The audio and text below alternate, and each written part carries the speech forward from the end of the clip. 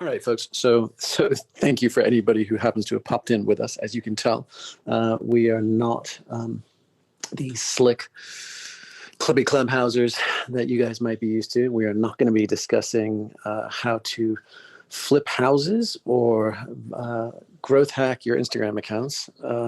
We are going to be shooting the shit about God, sex, and death and the end of time.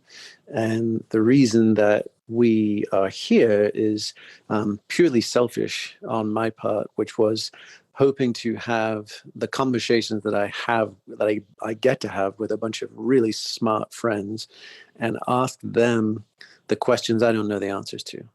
And Erik Davis, who has generously agreed to jump up and share this riff with me, is, in my mind, one of the smartest and most thoughtful, both sort of participant observers and scholars of transformational culture.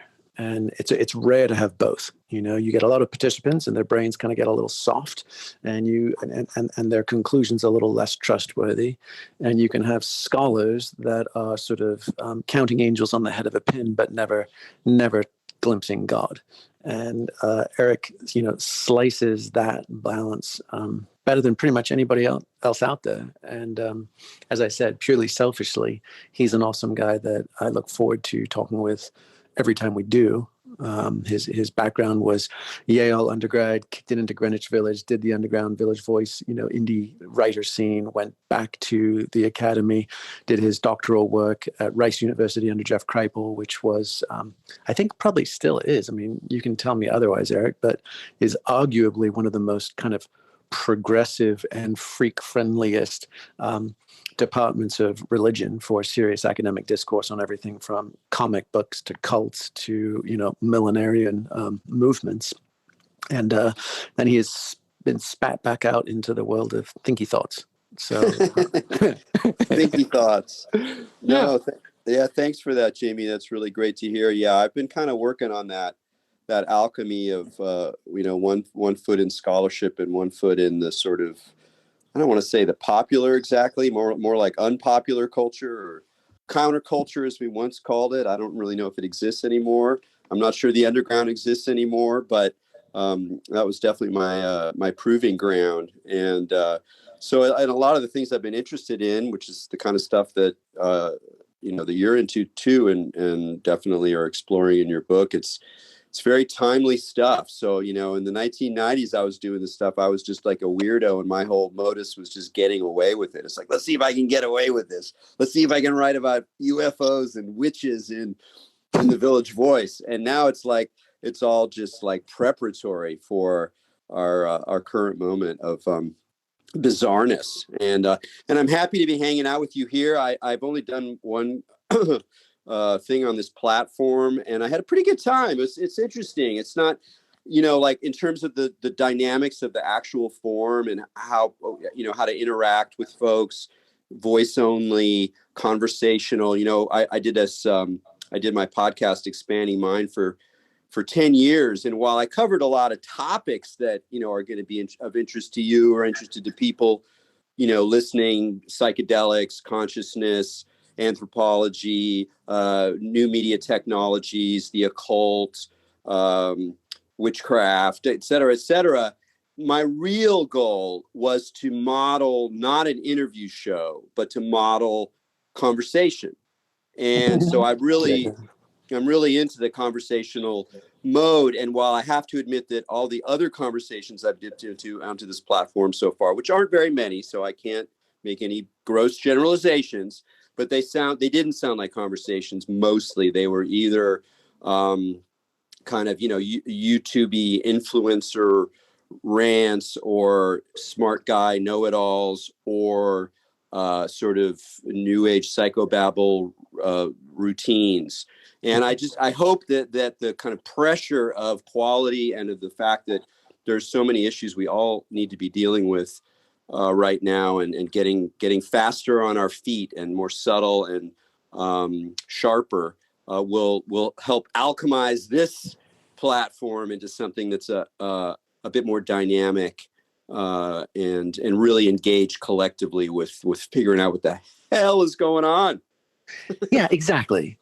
So that's, I mean, again, that's what I'd love to be able to do. I'd love to be able to kind of like dump out the things that I'm still baffled by, completely uncertain about, and really need help trying to figure out. And so if I think you're on board for that. So let's just jump in, which is one of the things that's I mean, there's so many things that are concerning right now as far as kind of what reality tunnel scripts folks are in, and what is happening. I mean, I just read an article, I think it was on the children, so mostly adult children of parents who had been hijacked by QAnon, and them just discussing and describing the grief and the cognitive dissonance and the sort of sense of like, I lost my mother. The last happy memory we had was canoeing 4 years ago, and now we can't even speak. And sort of like, the child saying to the parent, like, I'm really concerned about you. You feel like you're kind of lost in the upside down, and the parent, texting back like, I'm really concerned for you. You're the one who's lost. And when we end up with that sort of epistemic schizophrenia, there's no more common ground to find. And that both sort of makes me like gut-churningly sad. There's a tragic nature to this, but also fucking scared, because it doesn't feel like any of this. It feels like all of the hellscape of the last 4 years, let's just bracket that, has been largely constructed. It's not even the real stuff. It's not even multipolar, simultaneous existential risk, like actual stuff. It's just a bunch of freaked out monkeys tearing each other to shreds in the cage and throwing poo. Yeah, it is the story. It's funny how like I wasn't paying attention to QAnon this morning. Like a lot of mornings I start out and I'm trying to write. I'm writing a post for my my Substack, Burning Shore, and I'm really into it. It's something I've wanted to write for years. It's just about a piece of music, and I'm super into it. And then, lo and behold, there I am on the internet, reading links, going through and just, oh yeah, this is just kind of like grazing, like having your cereal in the morning, and then, just a few moves from that, and I'm staring into another version of the same abyss, which this morning more had to do with looking at what happened to wokeness. And I don't want to get into the details on that story because it's such a hot button issue that I don't, it's like too much to deal with. But the point being that from my perspective, where I come from as someone who's trying to understand what's going on, to have as much sympathy as I can, even for my enemies, to try to put the differences into a larger framework, a kind of larger systemic view that acknowledges multiple views, but isn't just some dumb postmodern relativism. For my kind of headspace, it's the same sorts of questions. How was it that these ideals, many of which I share passionately and always have, as a progressive, as a Californian, as a social libertarian who was interested in, when I was younger, I identified that way, someone who was interested in the free flourishing of human beings. So I saw, issues of anti-racism as part of a quest for human freedom and expression. And now I look at the discourse and the mechanisms of it and how it's happening online and everything. And I just feel despair because I can't, it's so split from how I see the world and how I feel things are treated, how we need to treat other people in order to come to, and to treat discourse in order to come to some kinds of resolution for all of these polarizing things. So even though it was an entirely different topic, I wound up with a similar kind of sense of fear and frustration and a bit of despair. But I think that's exactly it. Right. I think they do belong in this, set of considerations, and it's sort of that sense which it feels to me, at least, that we have lost even the semblance of a shared and unifying narrative, and so the notion of, basically the Enlightenment experiment, modern liberalism,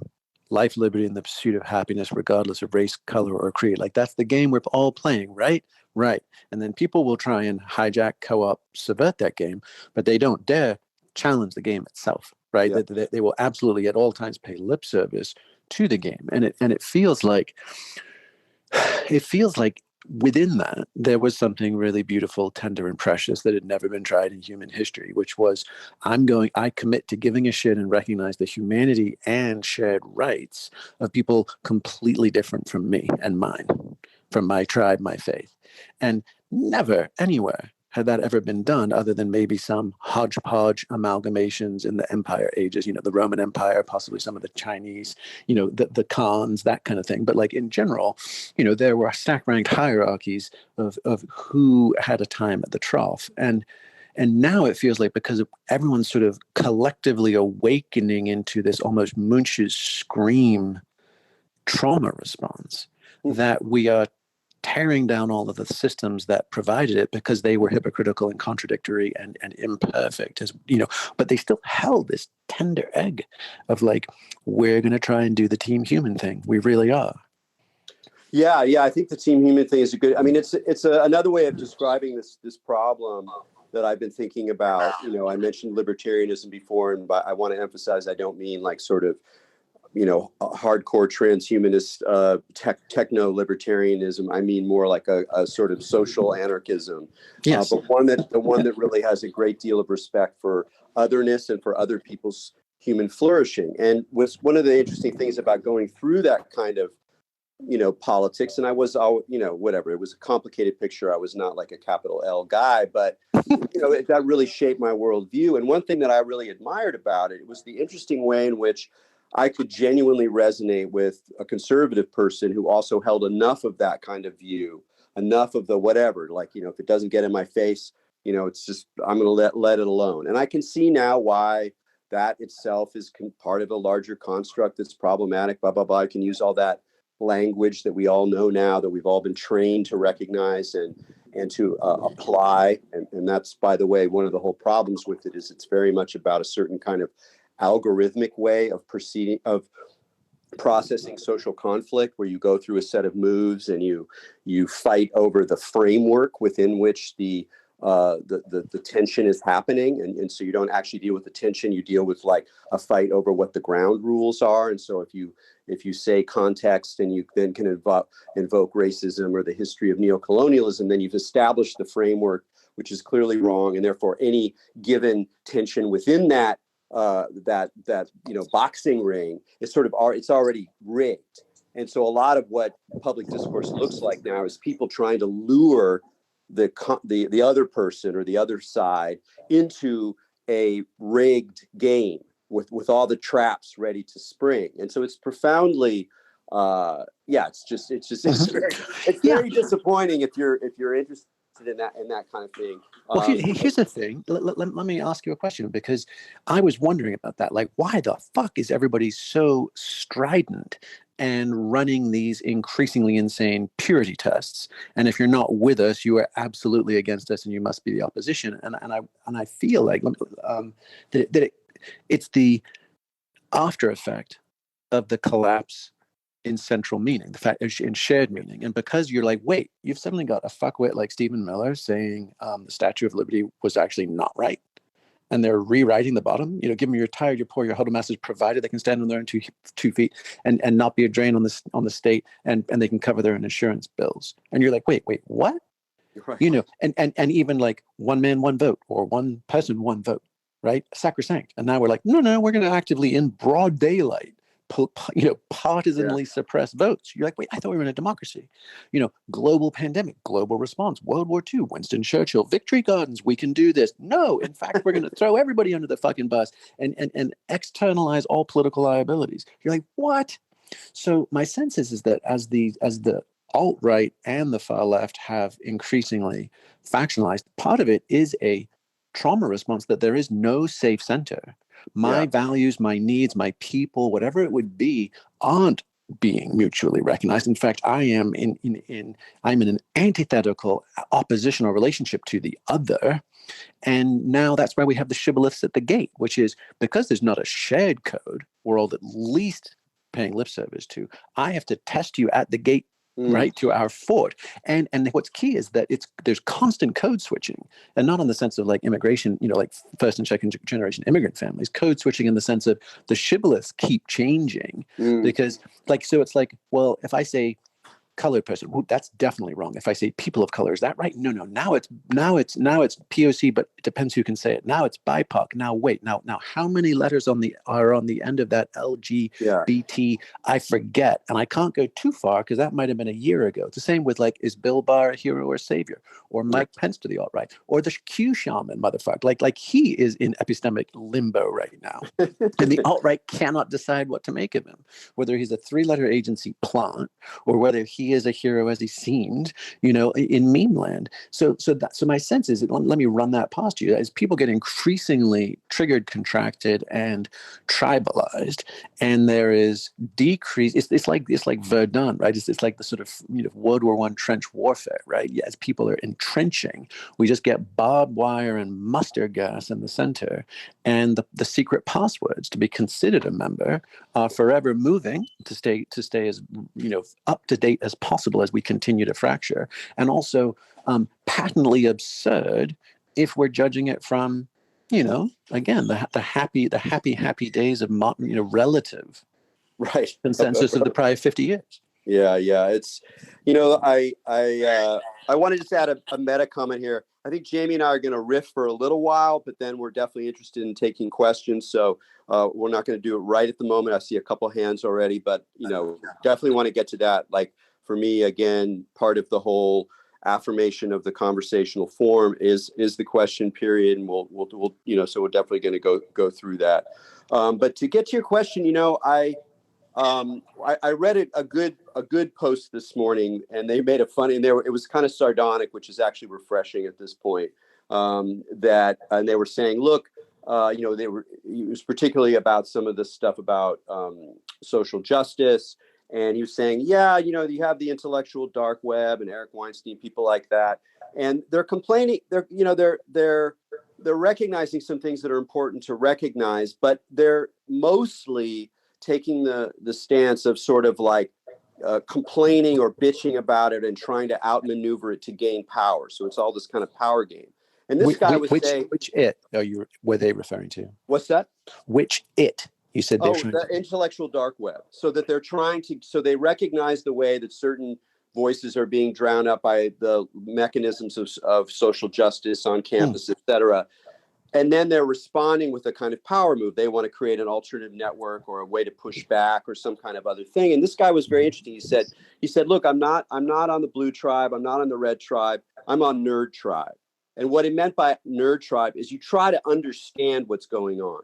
Like rather than because I can feel it, as a middle-aged straight white guy, I could argue for queer if I wanted to be cheesy about it, but it would be wrong. So I'm not going to do it. Okay, I'm a straight white guy. I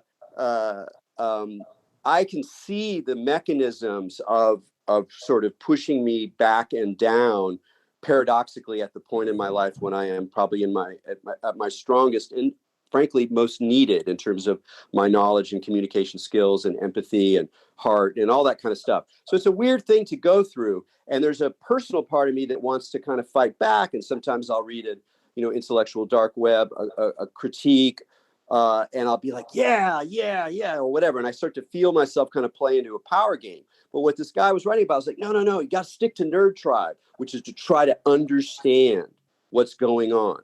Like not to gain power to manipulate and force, but to just try to illuminate as best you can. And it's an interesting shift, and it really helps for me clarify kind of what I want to do. And what I would say then, that it's not an answer to your problem, but it's a different framework that may help it might help clarify some things, is that I think it's important to think of this in terms of religion. You mentioned that I went to Rice. It was an unusual department of religion. Most places where you study religion, it's very much you like pick a religion, you learn a language, you pick a time period, and and you go. And these are recognizable religions. But at Rice, I could do other stuff. I could write about psychedelics. People were writing about New Agers or yoga or all modern yoga and all this other kind of stuff. But I still like to hold on to the word religion here and not talk about spirituality. I think that in many ways, religion has been such broadly defined, not just Christianity, not just religions of the book, but the general religiosity, the kind of collective spiritual meaning making of human beings in the face of mortality, in the face of the paranormal, in the face of dying, etc., and joy and nature.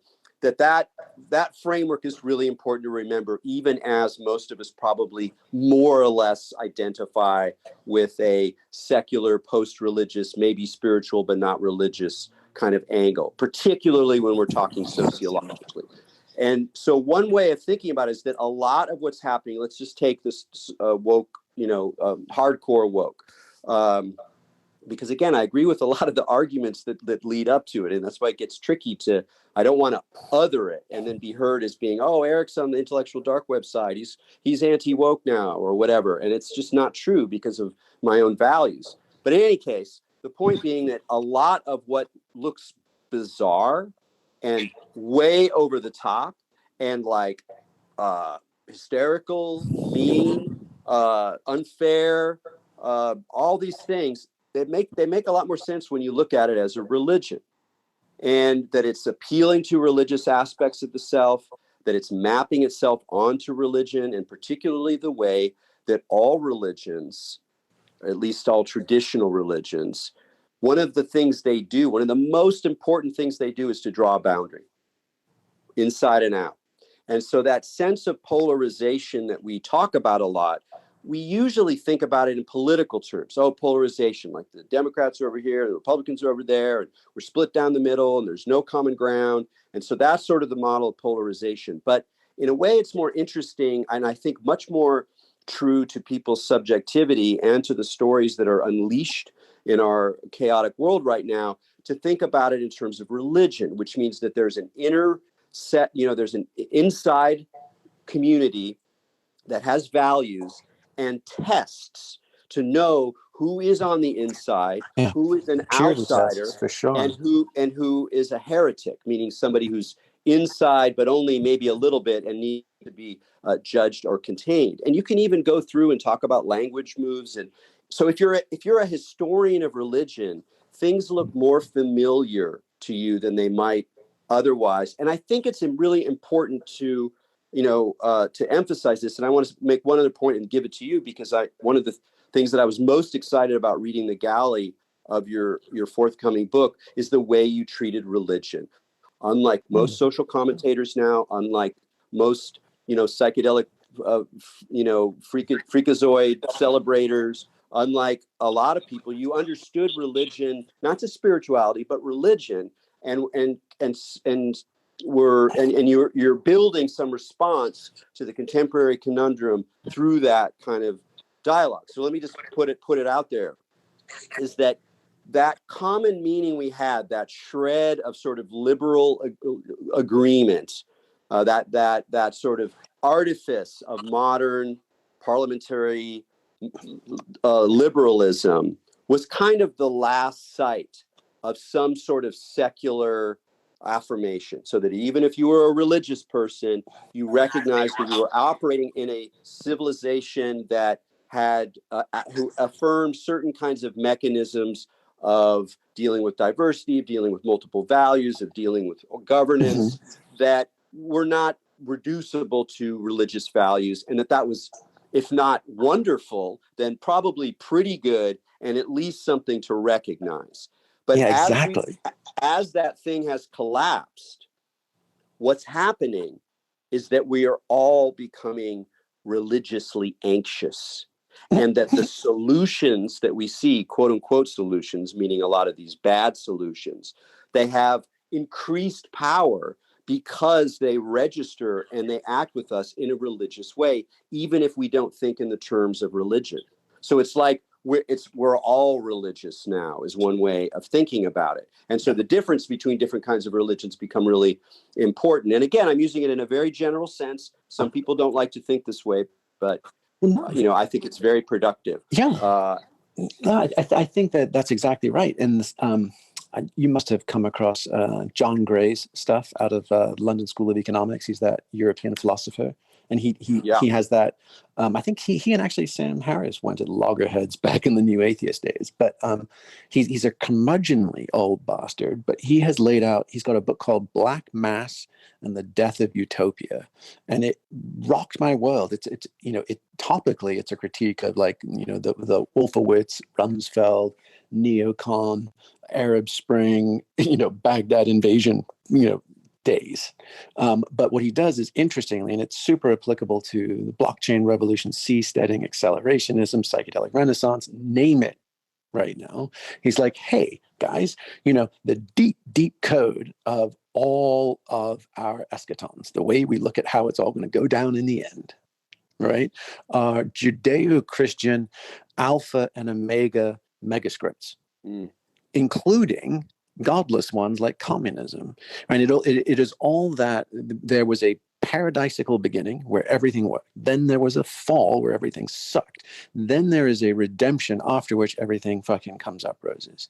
And like that story arc is so intrinsic to the Western tradition that we don't even notice the scaffolding. It just feels truthy.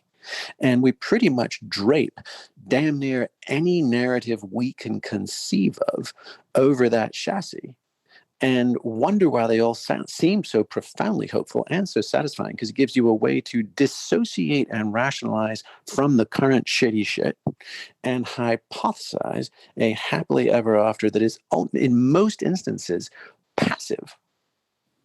All the fucking all the tough parts and the knots and the tangles just somehow go away or get left behind or get taken care of by a higher power. And yeah. No, it's really really true, and the kind of it's sort of, I think one of the issues is that if you're an intelligent person and you're brought up within a religion, you develop a certain kind of facility with ambiguity and moving between different frames or code switching, because you have to. Wait, say that again. So if you're brought up in like, let's say I'm brought up a Christian, I go to church, I believe in some ways, maybe not a way that the priest would exactly acknowledge or that my mom would exactly acknowledge, but I'm in it. I have to do fairly sophisticated code switching in order to explain how my beliefs or my life goes through these different worlds, including secular worlds.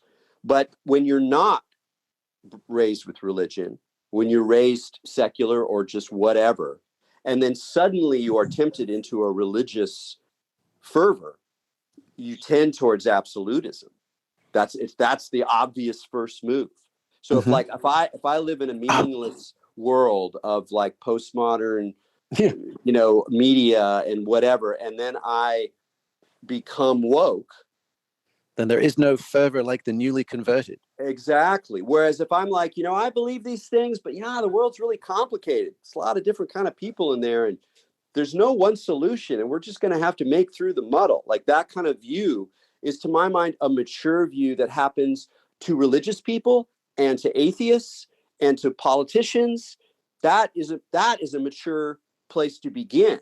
But it's very difficult to get there, I think, in our current moment, because there's so many rewards for the opposite kind of behavior. Okay, we'll check this out, because this is one I've been noodling on this week, and I don't feel like I've completely untied the thread. But I'm trying to map, right, what are the mind viruses, what are the epistemic cracks in the progressive worldview, or even like Kanchi culture worldview, distributed extremely liberally, generously, and all right. So basically, how do hippies end up in pandemic anti-vax land, and how do conservatives get snookered in to Q?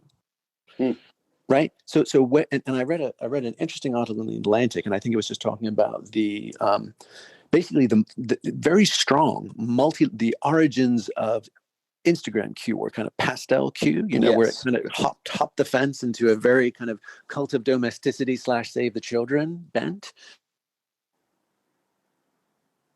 Did we lose you? I think we lost Jamie there. He's back. Yeah, that it has strong roots in the multi-level marketing world. Absolutely. Right? And that got me thinking. I'm like, oh shit, okay, so that's a mind virus you fucking have to swallow, which is like my downline. I'm actually doing them a favor, not selling them down the river on credit cards. Like, so you've already had to break with integrity, with truth, with intersubjective ethics and mutuality, right? You've already had to set up. I'm a Connie, and they're the Mark, right? And the same thing with any form of info marketing. Like, I'm going to bundle a bunch of PowerPoint slides and sell them for $10,000 to you because this is your promise. This is your down payment on future wealth. And oh, by the way, if that reality check gets you, then I'm going to tell you that you've got a scarcity mindset. I can sell you how to fix that shit too, right? And so, right. So time and again, we've had these, and even the medical establishment doesn't know what they're talking about. These essential oils or colloidal silver will help you, right? So I mean, there's fish story after fish story after fish story, and most of them you are somewhat complicit in. So it almost feels like there's a guilty repression that's leaving people vulnerable to, and then you get narcissistic egoic inflation that I am fucking better than this, smarter than this, wiser, vibier, healthier than all of this. No, it's a wicked problem, and what I want to stay with is this question of culpability or complicitness. So if you think about a multi-level marketing structure, then where do you assign blame? Because obviously the top of the pyramid, right, and the production of the initial material and the plan and the plot and the products and the story. And then you go out there, and then there's this kind of evangelizing that the first or second layers of the pyramid do, and they go out. But at some point, I think that if you're going to be assigning blame, you have to kind of like pull off from people. You have to go at some point. These people who are joining in are just lost, or they don't see the picture, or they don't believe it when you say, "Hey, that sounds like a Ponzi scheme." And so at a certain point, you're like, I don't know if I can assign blame anymore. And part of the reason I'm emphasizing this is that I think one of the challenges we face is that we simultaneously, and the Q is a wonderful example. Giving circles were too, right? What's that? I said giving circles. Yeah, left, right? Totally. They wiggle waggled in there too. Yeah, absolutely. So is that simultaneously you have to acknowledge not just the bad actors who are exploiting or reaping benefits from this thing, but manipulated the situation, cannily constructed technical behavioral elements in order to, in a sense, infect people and produce behavior that is beneficial to you. So it's pretty dark sorcery stuff. And at the same time, simultaneously, I believe we are called to have compassion for the people who fell into it. How do I reconcile that? Where do I draw the line? At what point does the influencer, does the foolish, let's just, the foolish dude, not very bright, YouTube, has a kind of cocky personality, realizes that by taking this Q stance, it's like a good, it feels like masculine, and you're like pushing back, not very intelligent, not aware of the consequences, just kind of falls into it. Or the Instagram mom who is seduced by the pastel thing. It feels like there's a community. Hold tight. Let's talk about that bro that you were just describing, because something that I've noticed is in the last 6 months for sure, maybe even more intensely lately, there have been statements, testaments of like, I'm willing to die for this. And it's usually like, my freedom, don't kick me off YouTube, or something pretty fucking hopped up and melodramatic. Yeah. Especially coming from the side of the political spectrum, none of them being veterans, none of them having experience. I mean, some having some exposure to martial arts, right? And, hats off to that part. But like, other than that, fucking hot air, melodramatic hippie shit. And you're like, what's that? And then throw in like Steve Bannon and the accelerationists through Europe, like literally trying to get this off the cliff faster. The Jules Evola, the Italian fascist shit that like it seems like, and I read a piece in the New Yorker on Antifa in Portland. It came out in like November. I had missed it when it did, and it was fucking fascinating. It was really well done. It was in-depth reporting, and it was really parsing the political differences and the activism differences between Antifa and Black Lives Matter, and how quite often the Antifa movement, which was white politicized radical left and fully destructive, were often at odds with any form of the lineage of kind of MLK's nonviolent protest Yeah. and testimony. And then you're like, but wait. So now we've got folks far left say something like an Antifa, far right, Italian fascist, German, Austrian fascist movements coming back up. Same kind of infiltration into military and police that's just now being identified at the Pentagon here. And you're like, oh fuck, man, everybody's taking a piece of this. Like the center cannot hold because we're not facing a unilateral enemy like Soviet, Soviet Union or CCP kind of stuff. Although we constantly try and gin those up, we're actually falling apart from our own perimeter. Yeah, no, I mean that's definitely happening, and that intensification of violence, the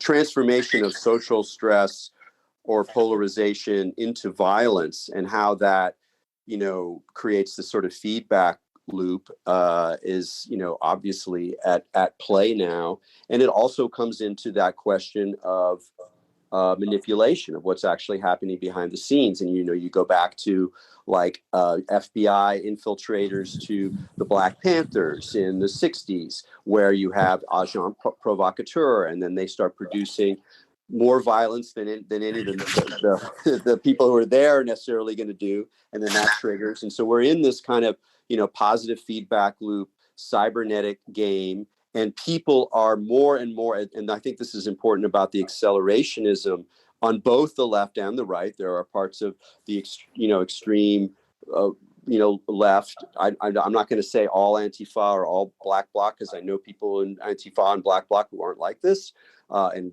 extensively have conversations and sort of talk about it. But nonetheless, there are people who just want to tear it down, and they see the West as so besmirched with evil, so stained, so hopeless, that the only ethical thing. And so there is still an ethic. I mean, it's important to draw a line between where there's still an ethical value and when it's just pure nihilism. They look pretty similar often, and sometimes maybe they're the same. But I still think it's important to acknowledge when there's a difference of values. And no, for sure. If you're a politicized anarchist and you're looking to dismantle this system because you see it as hegemonic and self-terminating capital, late-stage capitalism and techno-industrial society with gross inequities and imbalances that has to be rebooted, you're like, okay, I can totally. I mean, I may differ. I may say, hey, babies in bathwater here, folks. We cannot fucking just blow up all this infrastructure. And the seed philosophy that we've been limping towards imperfectly, not fast enough, is still a beautiful and vital, fuck, man. I mean, shot at evolving humanity. Yeah. No, it's it's really a challenge on that score. And I think it's also important to talk about nihilism, because nihilism is the vast nihilism in our society, and I mean that in different ways. I mean it that there's a kind of profound cynicism in how the economy functions. There's a profound cynicism in how global finance works. There's a profound cynicism in marketing and all of that, which has to some degree always been there, but I think it's more in our face. And after the kind of erosion of values of conventional or traditional values that have been happening for decades and decades, while some people construct new meaning worlds, a lot of people are left hanging, and that kind of nihilism itself becomes weaponized. So I think a really good example of and people should totally see Feels Good Man if you haven't. It's the story of Pepe the Frog, and it's actually it's a 2-hour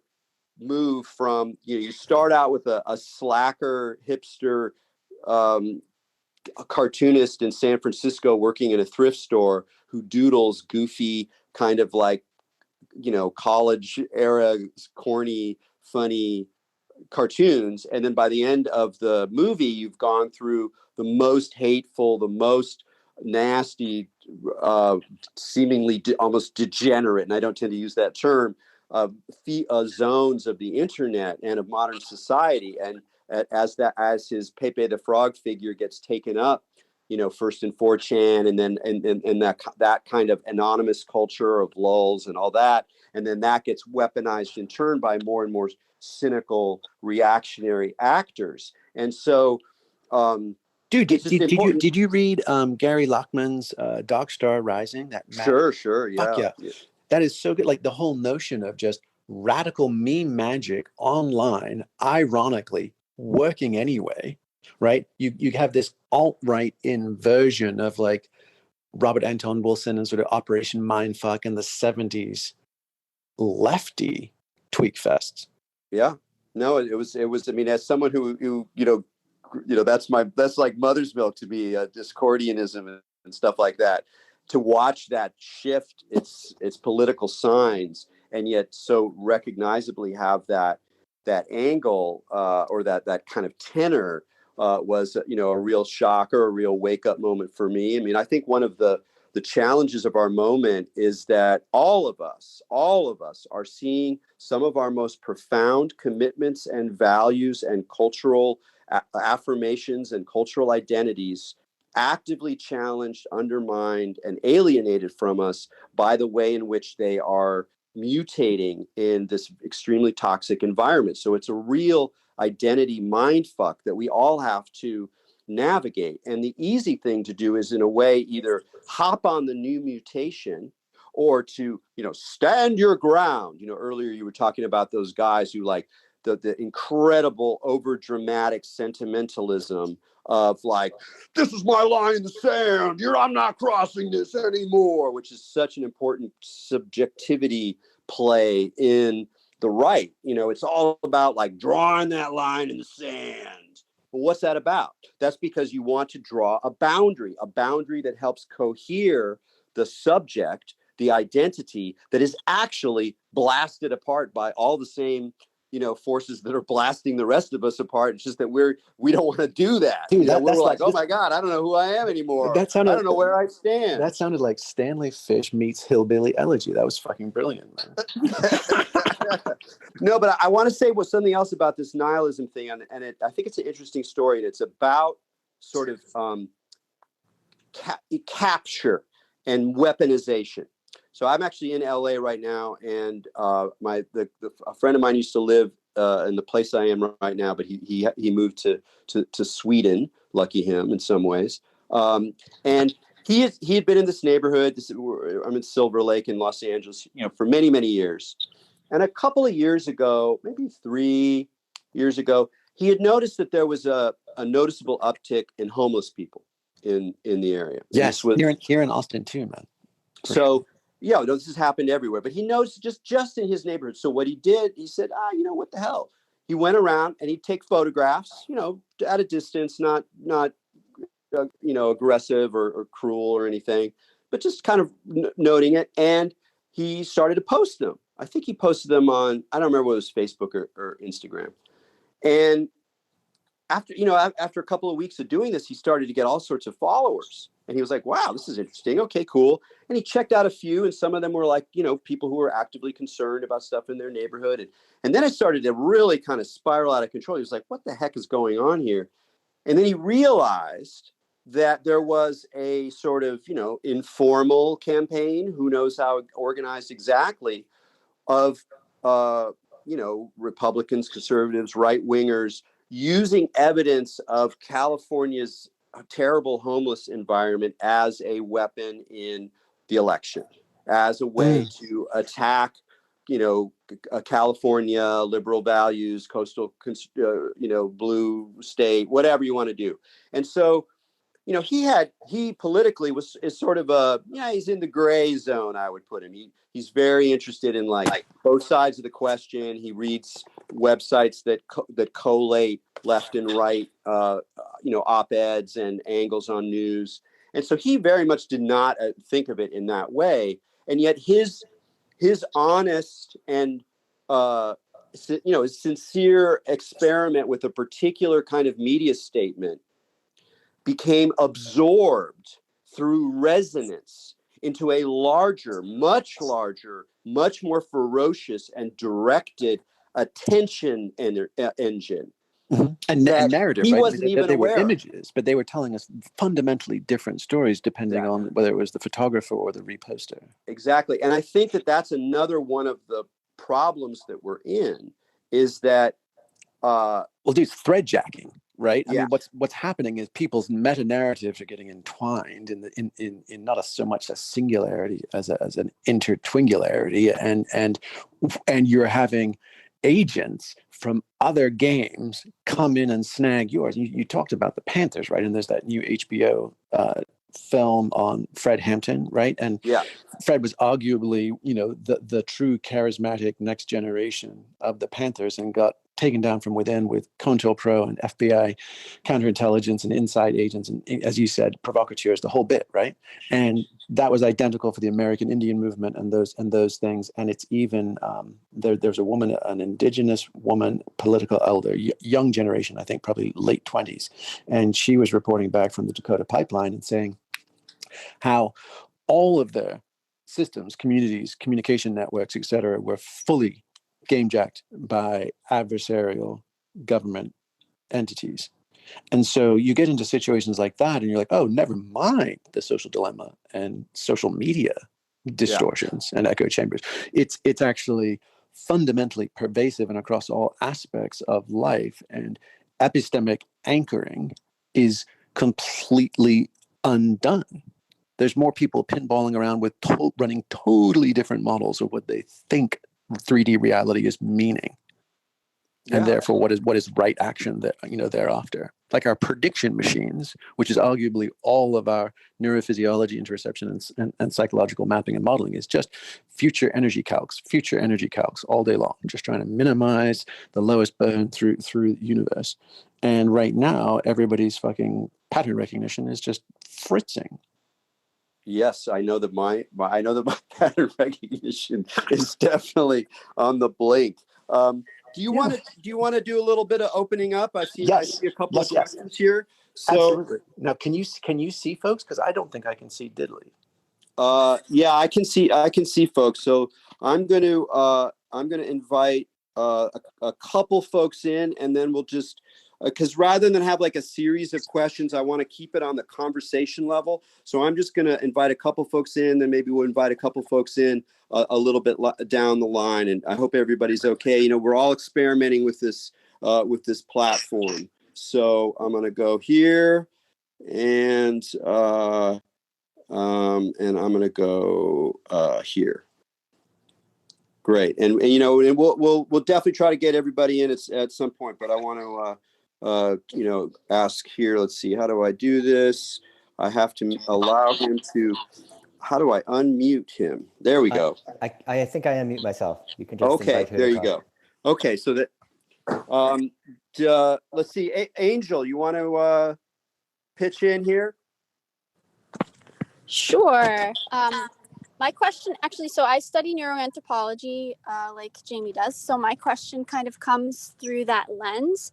But I'm just curious as to what you guys have to say about. I mean, we've made a lot of advances in terms of our understanding of perception, and I find it very interesting that we've had this almost absurd resurgence of naive realism, because that's essentially what kind of fuels the backbone of a lot of the things that have occurred over the last year. And I also really appreciate that analogy of our pattern recognition being on the fritz, because there's been so many changes.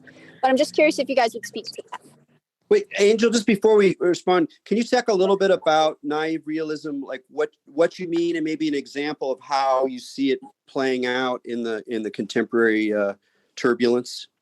Just in terms of what I see and what I believe is all that actually exists, and then people band together with that understanding when there's this like unification of an understanding of specific perceptions, and then they outcast anyone that has any understanding of their experience outside of that. Great, thanks for that. Jamie? They sound like a bit of uptight fucks to me. wait till we tell them about the bats. Yeah. So yeah, I mean, naive realism. I mean, I think that's a great one, and I for sure think that back to the anthropological side, right? We have become a rusty and crusty monophasic culture where all indigenous societies were polyphasic, and we probably need a post-conventional, polyphasism that can handle hyperspace. Right? So being able to modulate phases, perspectives, states of consciousness, neurological signatures, psychological maps, models, and meaning-making systems, and run them all across a full range of the spectrum gives us access to very different levels of reality.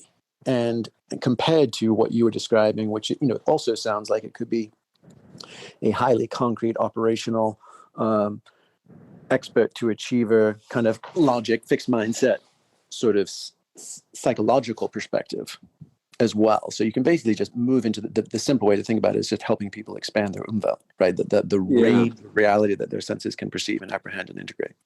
Yeah, one of the questions I ask is, again, I'm going to date myself here as an intellectual child of the 1980s and post-structuralism and what became postmodernism. And just as a side note, we're not going to go into it here. Nobody really wants to hear this history, but I do have to say that when you read Jordan Peterson or anybody who's aping that line of talking, and they talk about cultural postmodernism, or they look at the intellectual critique, or they critique the intellectual stance of social justice people vis-a-vis postmodernism, some idea of postmodernism, that's drifted so far afield that just put a lot of salt on that one. But getting back to the point, what was interesting is that not just among intellectuals, but among creatives and cultural producers, film, television, magazines, whatever, there was a general postmodern sense that, there's a lot of different ways of looking at the world, and it's not really clear which one is best, and that's where we are. And some people celebrated this. Some people were a bit terrified from it. Some people just saw it as the facts on the ground. But there was kind of a weirdly widespread, at least in certain, cultural, creative, intellectual zones, recognition of the multiplicity of our perceptions, a certain distrust about whatever view we had, a certain kind of, frankly, relativism about certain perspectives. Exactly. And, like some people just smoked weed and read Kurt Vonnegut novels. And somewhere along the way, that became sort of like, I guess part of it was weaponized in a certain way of undermining other people's perspectives. But where we are now is almost the opposite, where there's so many people who are inhabiting this kind of what you had described as naive realism, where their worldview is the worldview and everybody else is wrong. And this refusal to acknowledge the fundamental complexity of reality. If you're a scientist, the world, if you're like hardcore scientist, you can't, it's not like, yeah, I'm just pro-science, because what is science? Science is a heterogeneous assemblage of multiple disciplines. And every discipline you drill down into, you find multiple agendas, multiple perspectives, profound disagreements about practice, about how we come up with determining facts, about institutional processes. So even if you're just on the science side and you just think everybody else is just full of it, you're still sitting on top of an assemblage of perspectives. And so how did we get here? It's so obvious that the world is incredibly complicated and multifocal and polyphasic in Jamie's sense, or deserves a polyphasic response. Why are we here? I can only imagine that it has to do with that earlier thing I said about religion, where whether or not that's the right term for it, there's some profound subjective response, a grasp towards an absolute, because it's the only thing that allows coherence. And then on that psychological level, we might even understand that. I might even say, okay, Guy, that's what you needed. But then that absolutism becomes collectivized, and then that gets weaponized, because that's so easy to weaponize. It's objectified, but don't you think that there's a certain degree of awareness that's necessary to even have the understanding of alternate perspectives. And when you're talking about religion specifically, are you speaking as, because I mean, religion can be objectified as well. Yeah, I mean, I'm just using it as a metaphor. I'm not going to hold on to it too much. I just mean that there's something about the way of adopting a meaning system that organizes the complexity of reality into a grouping of inside and outside that allows for ultimate meanings to be on the inside and other people to be heretics or barbarians. That aspect of it. I mean, there are other aspects of religion that are much more multiplicit. I mean, if you look at MLK and the history of liberal Christianity and the history of mysticism, you're going to find lots of emphasis on melting down these boundaries. Right. But like, I guess it is a question of like, how is it that people like? Okay, I'll just throw out another question based on the kind of postmodern backstory of a generation ago, which is that at the time we thought that it was all super clear because this is what media did.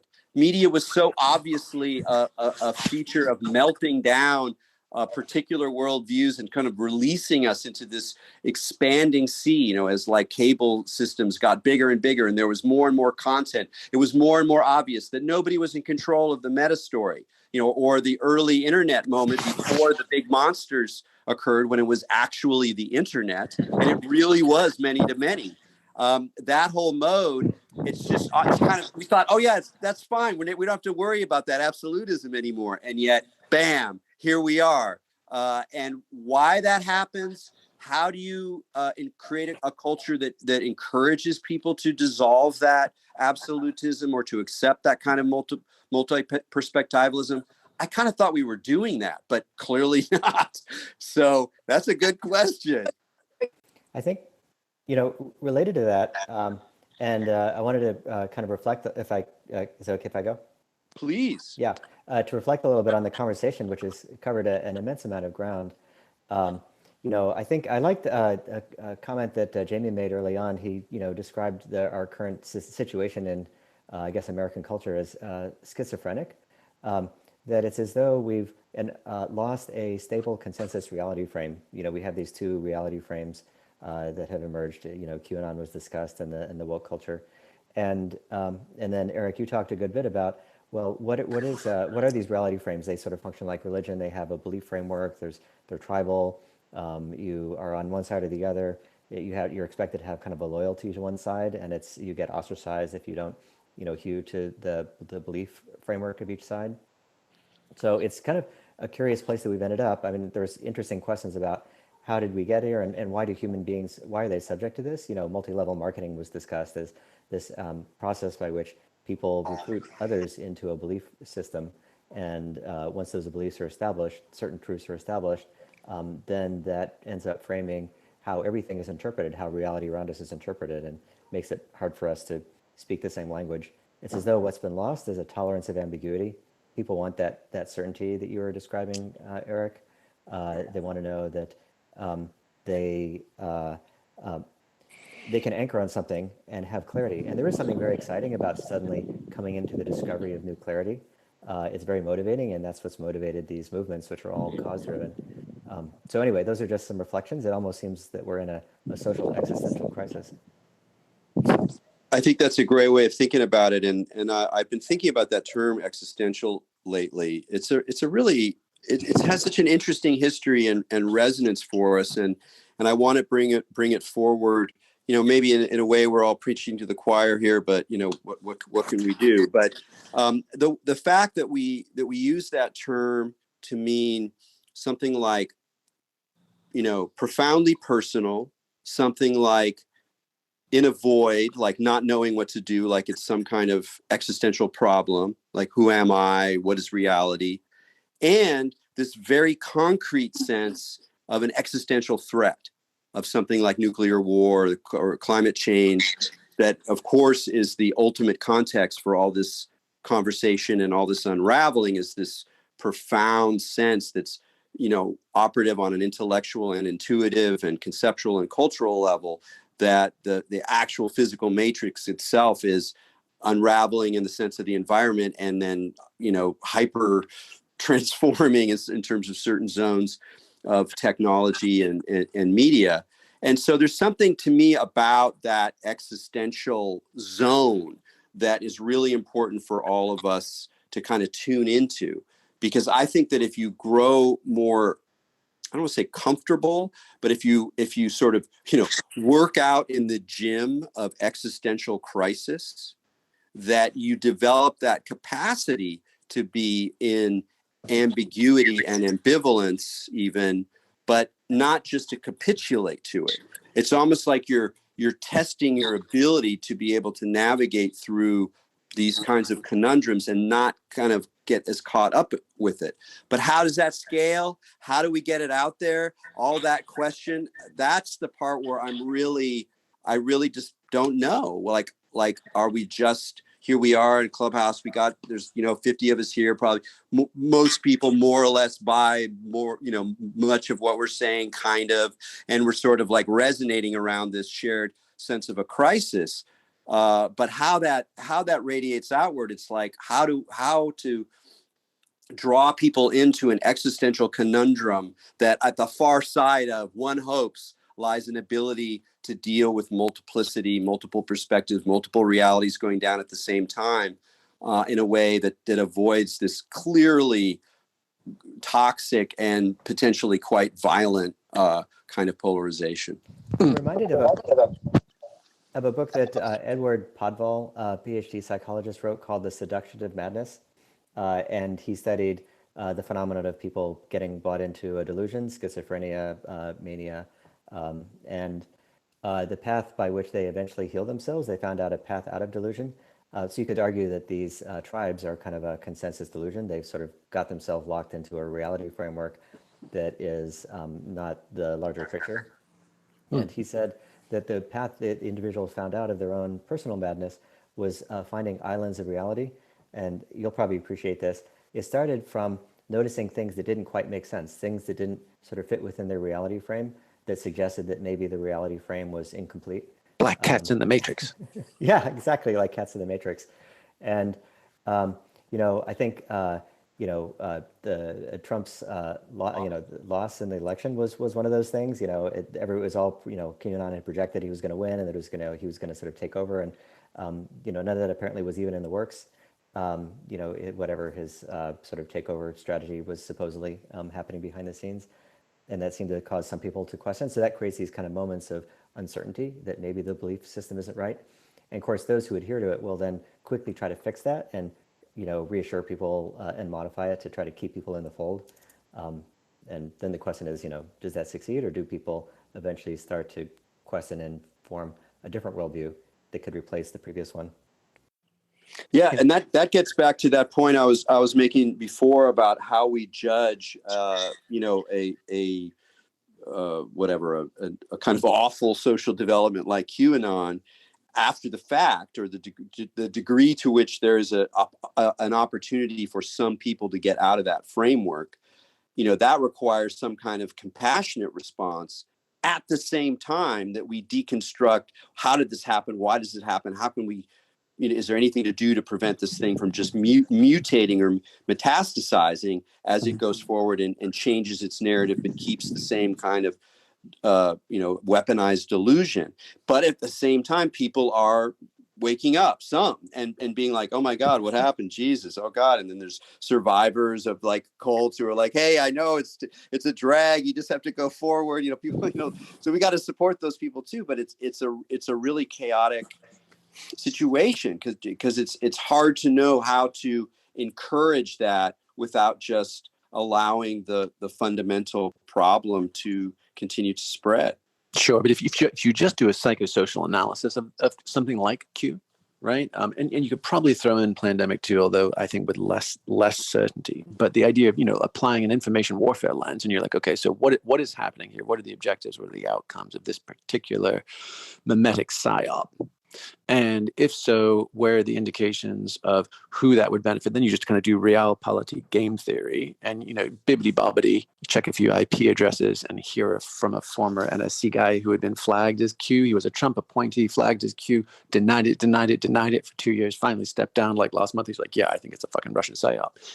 As did a bunch of ARG developers. So you're like, oh, wait. Right. America might not have suddenly in 2015 just fucking lost its mind in a way it hadn't ever before, all extra.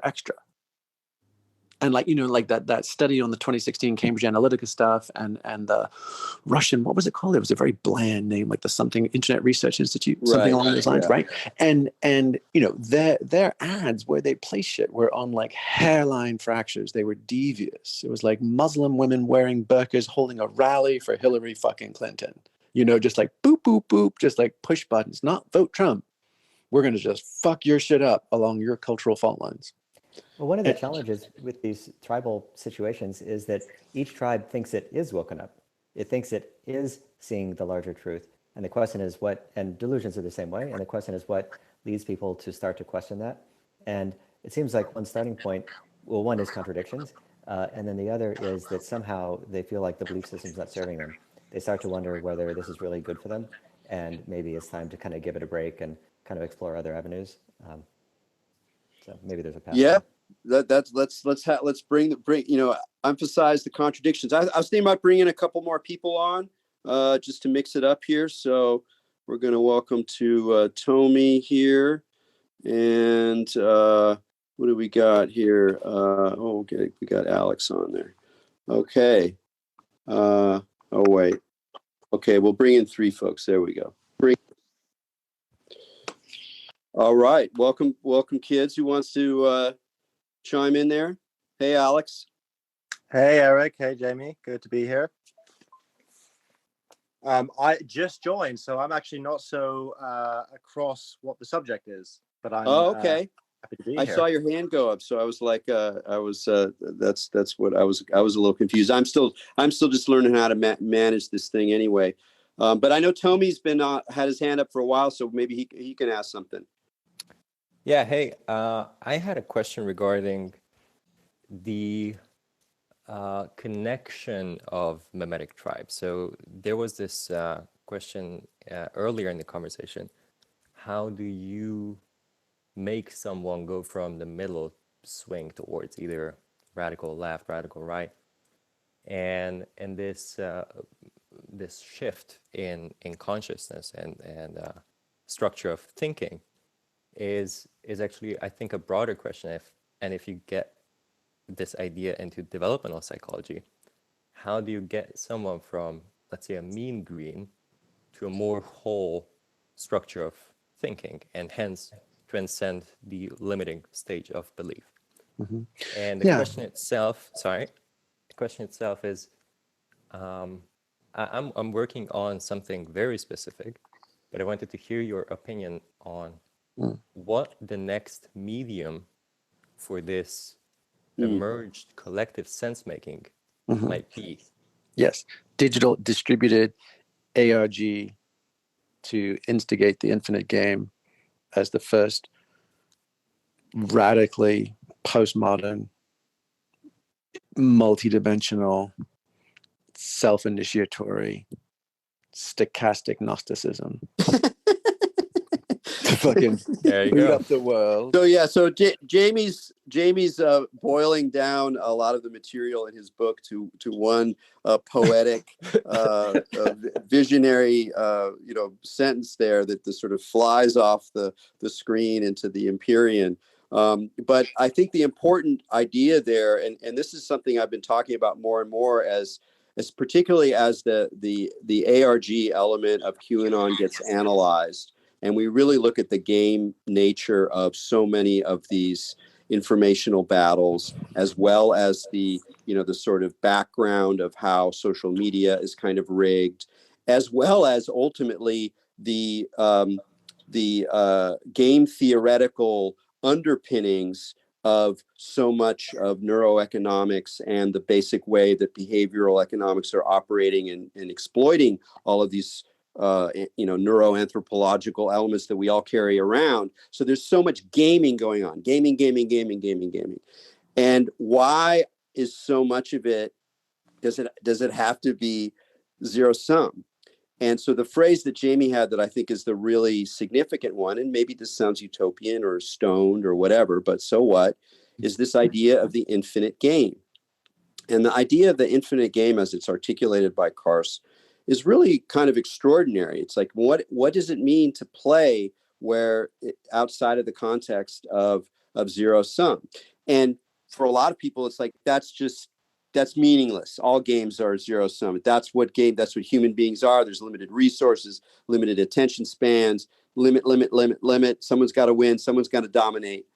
And so maybe this other view is a pipe dream, but it's a beautiful one. And the idea of an infinite game, where the point of the game is to keep the game going. And in a way, and it resonates so deeply, it resonates for me personally on spiritual levels, on, the experiences of sociality, of the festival, of, how subcultures operate, how improvised music operates. And I say, as an improviser, where as you're an improviser, the game is to keep it going. Or improvised theater, where it's like you yes and don't no but, that's not going to work. Yes and let's keep this kind of game going. So what's interesting then is just think about what happens when we bring the ideal, perhaps the crazy ideal, but so what, of the infinite game, the sense of celebration of this, the kind of carnivalesque multiplicity of cultural possibilities, and we marry that to more, let's say, concrete, algorithmic, mediated forms of gaming, and kind of create like a hybrid, rather than just sort of have the infinite game as some kind of abstract model. But what does it mean to actually bring it into practice, and where the playing of the game inculcates an exuberant support of multiplicity and paradox and ambiguity, as a way of, as you say, Tommy, of like, how do you spread this kind of stuff developmentally? Because it's not going to happen in a psychiatrist's office. It's not going to happen in a high dollar, new age weekend seminar. It's not going to happen through people reading difficult books and really thinking about things. It might happen for some, but it's not going to happen on the level that clearly all these other games are happening. I would love to, Erik, just pick up on that and hear your guys' thoughts on the downsides of games. I don't know if you've come across, there's an amazing article by Reed Berkowitz about QAnon, who's a kind of game designer. And he talks about this aspect of games called apophenia. Stop me if you've already talked about this, but apophenia is basically our capacity to see connections and patterns where there aren't any. And he uses this amazing example of, I think he was designing an escape room, and there happened to be a scuff on the floor that looked like an arrow. And so everyone's in this escape room trying to get out, and someone notices this arrow on the floor, pointing to this wall where there's also kind of a weird brick on the wall. And suddenly everyone became completely obsessed by the arrow and the brick, because of course it must mean something, but it didn't mean anything. It was just a coincidence. So he talks about phenomena like QAnon being a kind of a form of online role-playing game that becomes very real and is driven in large part by this aspect of apophenia. So I would love to hear your thoughts on, like, where does that aspect of gaming come into like an infinite game? Is there a trap there as well? No, exactly that. You create black cats. So right now they've got like geofencing and hyper targeting, hyper localized targeting from everybody's phone, right? So once you jack somebody into the ARG, everything Neo-like can start happening in their life. They need to go to a certain place in a museum, and then boom, they'll get a text message, or they'll get a video link, or something else will happen, and it will be interactive with their 3D perambulations, and utterly trip them out of their normal pattern recognition of number of frequency of coincidences in order to equal a synchronicity. Our algorithms, they suddenly just get pegged out with a boost, and then you're kicked into apophenia, and then you're on hypervigilant dopamine reward pattern search, and then you see upsides of everything. So the point there is that you use that to actually overstimulate and crash their pre-existing reality tunnel so that they can then come out of lazy cause and effect prediction, and they're like, oh shit, I've really got to notice what's happening around here because it doesn't seem to be obeying the former laws of physics. Yeah, I mean that's those are how do you say it, dark side, light side tools. That's the thing, is you could have just said everything you said as part of a conversation about how to mind fuck people. And I'm afraid that we might be getting to that place where we have to reclaim the mind fuck, because it relies on very concrete and phenomenologically potent modes of organizing perception. And by for background, for people who don't know quite what I'm talking about, we had mentioned earlier that a lot of the alt-right meme magic and pranking that we saw in the run-up to the 2016 election was very familiar to those of us who are familiar with like Discordianism or the Church of Subgenius or Illuminatus, these kind of 1970s freak psychedelic kind of like left anarchist use of pranking and misdirection and punking people towards the goal of illuminating the fragility of their ordinary views of the world, of embracing a larger framework, of waking up to some of the political consequences of ordinary stories, et cetera, and then the shock that those of us who are familiar with that stuff from a left libertarian perspective, to see that happen in this like hardcore right-wing space. It's because that language, those tools are powerful, and they're powerful in the way that sorcery is or magic is powerful. It can be sorcery, it can be healing, and we may be in a place where that kind of stuff has to come back in to go into the apophenia that's already running wild with people. But I want to make one other point towards Alexander's question. Earlier I had mentioned that it's helpful to be familiar with religion in broad brush strokes as we navigate this zone. And here's another example. This is like a fundamental question about the demiurge, the maker of the world, whether the demiurge, the crafter of reality, is the ultimate God, as Christianity, Orthodox Christianity holds, the God in the Old Testament who makes the heavens and earth. He did it all, right? So therefore, if we really look hard and we really believe that, we should see signs of his work everywhere, and that creates a certain kind of way of looking at reality. The Gnostics, on the other hand, they were like, well, yeah, there was a creator God, but he's actually not the real God. In fact, he's kind of a fool, or maybe even a jailer, a prisoner, an evil God that we're trying to escape his false construct. That's the Matrix model. But that idea goes back 2,500 years, and it very much keys on this question of, is that a smudge on the floor, or is it an arrow? Because if I presume that I'm in a designed world, then I'm going to assume that quote unquote random bits of it actually have significance.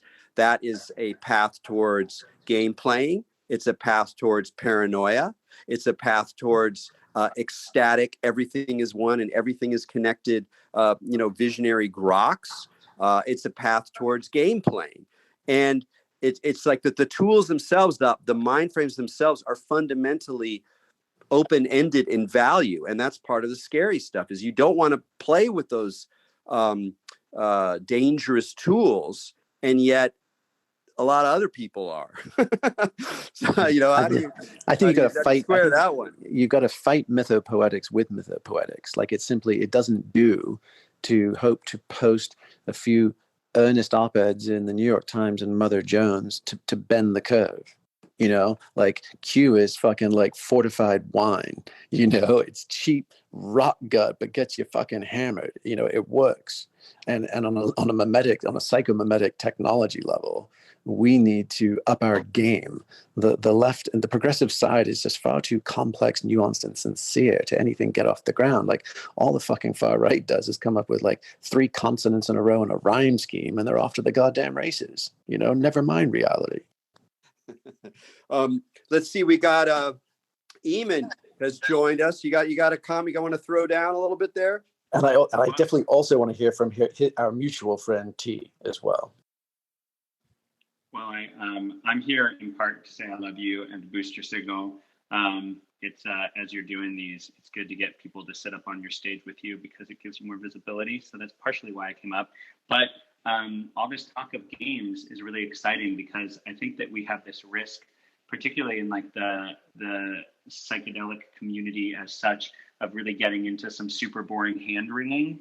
I know, Erik, you and I did a little hand wringing recently on a show, but there's kind of like this experience of bemoaning how these tools have been, everything's very serious and the stakes are very high, and these tools have been co-opted, and I feel like a lot of really brilliant people are doing a lot of hand wringing, and I'm wondering if there's like a playful countermeasure to the sort of like right-wing QAnon thing. If there's something that's like properly playful, and I'm not sure if this is something that you really covered on the show, but I guess what I'm asking is like, how can we make it fun?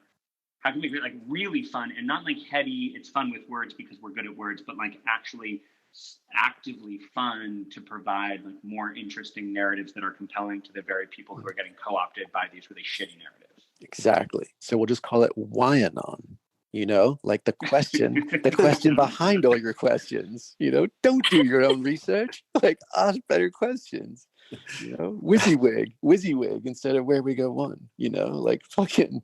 I think that's the point. And I mean, you and I have talked about this, but and it goes back to Tony's question, I think, from back when, which is that I think that the religiosity of this current moment, like, of course, I think it's critical that we don't think of ourselves as religious. We think of ourselves as modern, as contemporary, but just the same way like those folks in those old-timey sepia tone photos actually lived, were in living color themselves, So like the religiosity of our moment appears to have lost its sense of humor and appears in vital need of the trickster element.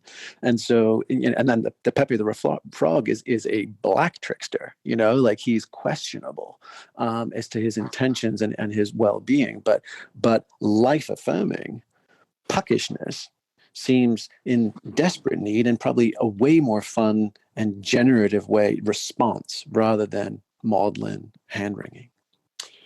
Yeah, I think that's really key, and I really appreciate your probe. I check myself on this all the time. This question about humor or playfulness, even aside from some specific kind of game-like response or some invitation for a collective celebration or a collective laugh, just even personally recognizing that as we start to address these issues, a certain seriousness comes in, the hand wringing comes in. Oh, here we go. Oh my God, we're doing it again. And it's actually like we need, I think, like an active cultivation of these sometimes seemingly frivolous values, because without it, we're kind of dying here. And part of it has to do with the specific way that the left developed and the specific tonality of social justice, and then the seriousness of that. And they're like, wait, if I make a joke, am I going to get busted here? And so there's kind of a loss that at the very time that the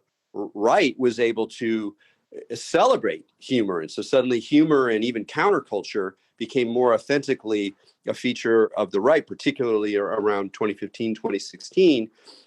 I mean, QAnon's not so funny. Not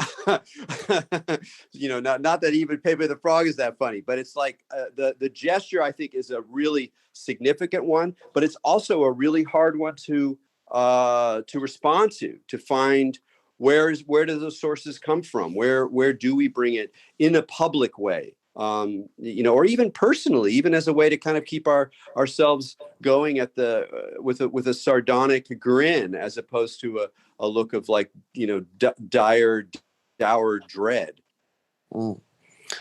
Nice. Nice. Hey, let's have T. Are you there? You're on mute now, but if you unmute and have something to say. Well, I just agree with you both and love you madly. I think that we have to get the stick out of our asses and get serious at the same time, which, like everything that sounds like a paradox, it's okay. You can do both of those things at the same time. I definitely think that my personal religion and what, my ceremonies and my things are just as real and just as important. Like there's nothing that has ever happened in a fancy cathedral because the queen had the sword, she was born the queen, that isn't absolutely just as sacred with my lit up plastic lightsaber at the temple at dawn, because if it's the real thing, it's the real thing, and you have to take that seriously. But you can do it, Dusty. Well, actually, that image reminds me of this question of the figure of the festival. That's partly what I'm partly thinking of that because Eamon's on the stage and he does life is a festival, and we were talking about the festival last time on the show, and it to me is that the model, the image of the festival is part of a way to this. To give us a little bit more concrete sense of what an infinite game looks like, or what a joyous celebration looks like, or what a non-hand-wringing acknowledgement of the great mess that we're in looks like. And I still don't know what it means, but at least it's a little bit more concrete. Like I know that sense of the festival, of an invitation to multiplicity, where all the mess is there. The crap, the manipulation, there's scams, there's all sorts, everything's there. It's not it's not a church. It's not a Sunday school. It's not even kumbaya exactly, even if it has moments of collective ecstasy. So I don't know what it means to sort of bring the festal back more into ordinary life and take it out of its often very consumerist construct now, but it seems to me that it has something, that it's one of our best concrete images for the infinite game. I mean, if you think Nice. about it, a festival is unexpected, chaotic, yet it gives you something positive. It has so much hope. You're surrounded by dust, and you might bump into some friends. You might bump into your favorite musician. So it's this very abstract and symbolic pulse of reality. So it's a super cool analogy, in my opinion. It keeps enough structure. Sorry. So it keeps enough structure to have things be able to cohere around it, and enough chaos to have the right things come together. So.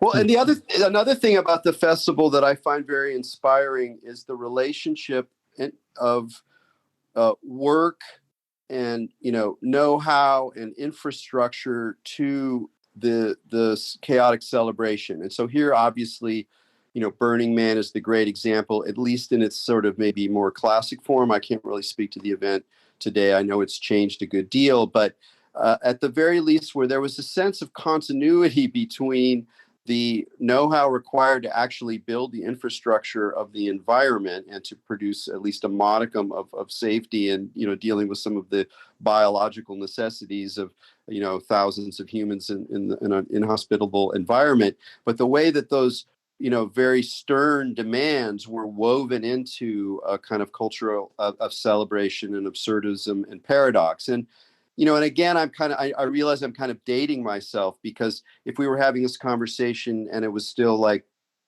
Burning Man 2000, Burning Man would look as a great inspiration for a lot of these questions we're talking about. And yet somehow that didn't happen, or something else happened, or it went in a different direction away from that. And I still, so I don't know whether like that fundamental way that I'm thinking about it, where you bring together know-how, infrastructure, some forms of leadership, some forms of hierarchy in the midst of a situation that is devoted to the infinite game. Was that actually naive, Or is it that the mark is always moving because the nature of our world is that when there is a space that's opened up that has a utopian trace or has a kind of possibility as a model for another way of being, that it's very difficult to sustain in the midst of all of these other situations. Yes.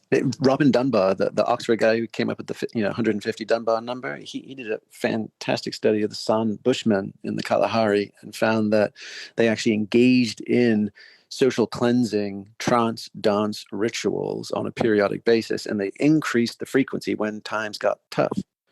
And so it's like that. It's like that Alice Walker book of poems, like hard times call for furious dancing.